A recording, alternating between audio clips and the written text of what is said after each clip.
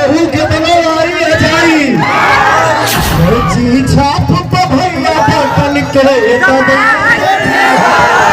और ये बात सुन के अगर किसी को मिर्ची लगेगी उनको मैं क्लियर कर दूं कि पवन के जीवन में धन उतना ही चाहिए कि मैं खुद खा लूं और आए हुए अतिथि की सेवा करूं।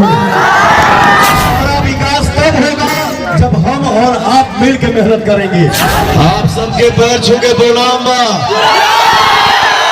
जिस औलाद जिस बेटे के सर पे बड़े बुजुर्ग माता पिता का आशीर्वाद हो और नौजवान भाइयों का साथ हो, वैसे बेटे को दुनिया की कोई ताकत पराजित नहीं कर सकती है। भैया हम तेरे कहो ध्यान से सुनिए, जा खाली भाषण से अब 5 किलो राशन से हमारे घर ना एक बात हमेशा बैठा लीजिएगा दिल में भैया, केहू कितनो वारी अजाई लेकिन लास्ट में तो हर नहीं करे कभी है। इतना ही कहूंगा, आपका आशीर्वाद इसके सर पे रहे। एक सांसद बन के पवन को नाम नहीं कमाना है, वो मुझे दे दिया है आपने। एक सांसद बन के पवन को पैसा नहीं कमाने हो, आपने मुझे दे दिया है। और ये बात सुन के अगर किसी को मिर्ची लगेगी उनको मैं क्लियर कर दूं कि पवन के जीवन में धन उतना ही चाहिए कि मैं खुद खा लूं और आए हुए अतिथि की सेवा करूं। मेरी लड़ाई यहाँ किसी से कुछ नहीं है। मेरी लड़ाई अगर है तो सिर्फ और सिर्फ काराकाट की विकास को लेकर लड़ाई है। आज तक मुझे आपने दिया है, एक साधारण से परिवार के लड़के को आपने गायक बना दिया, नायक बना दिया हो। और आज जो ये पवन लड़का आपका भाई बेटा खड़ा है, ये आपका दिया हुआ है। अब मेरी बारी है कि आप सबकी सेवा करूं। मैं दिल से बोल रहा हूं, जाति पाति को भी भूल जाना है भैया। जातिवाद करके हमारा भोजन नहीं चलेगा, हमारा हम सबका विकास नहीं होगा। मैं ये चाह रहा हूँ कि काराकाट लोकसभा से एक ही आवाज निकले जो दुनिया में गुजे, इंसानियत जिंदाबाद, इंसानियत छाप तो भैया बटन के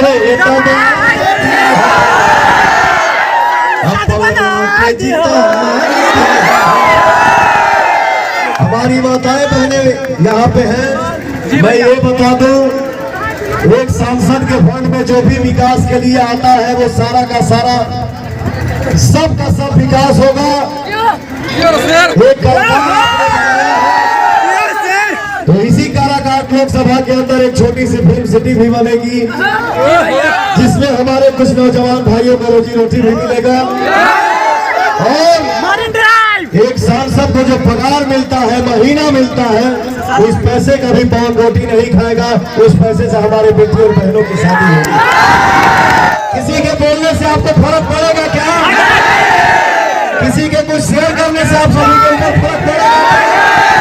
मैंने क्या बोला? केहू कितनो आई जाई कुछ मेरी।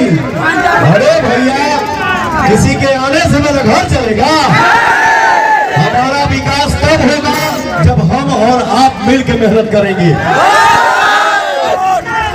हमारे भैया तो खुदे बोलते हैं सब झमकाना से। यहाँ लोग बोली बोला था कि सुनिए ना, आप देखते जाइए देखते जाइए देखते जाइए, 4 तारीख को खेला होगा। महाराज खाली आप खेले के चक्कर में भी खेला होगा, खेला होगा। आपके बीच में आपका बेटा भाई खड़ा है, मुझे खेला नहीं करना है। मुझे आप सबके आशीर्वाद के छांव में रहना है। आप सबके आशीर्वाद के छांव में रहना है। हो भैया,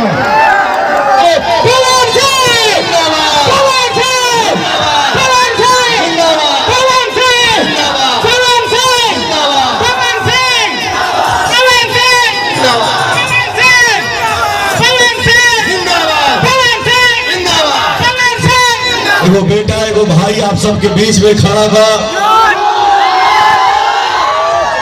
हम यह चाहब कि आप सबके आशीर्वाद पवनवा के सर पे रहे।